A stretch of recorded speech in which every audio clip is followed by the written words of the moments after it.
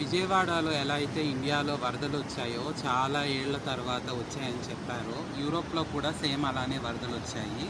ఆ వరదలకి ఏంటంటే మ్యూనిక్ సిటీలో ఇదొక రివర్ అనమాట, ఇసార్ రివర్. ఆ రివర్ ఏంటంటే ఫ్లో మొత్తం చాలా హైగా ఉంది. సో నార్మల్గా అయితే ఇంత హైగా ఎప్పుడూ ఉండదు, కానీ ఇది దీని పరిమితి మించి ఉందన్నమాట. ఇంకొంచెం కానీ ఫ్లో ఎక్కువ అయ్యి వానలు ఎక్కువ పడి ఫ్లో ఎక్కువైతే మాత్రం ఇటు సైడ్ ఎవరిని రానివ్వరు.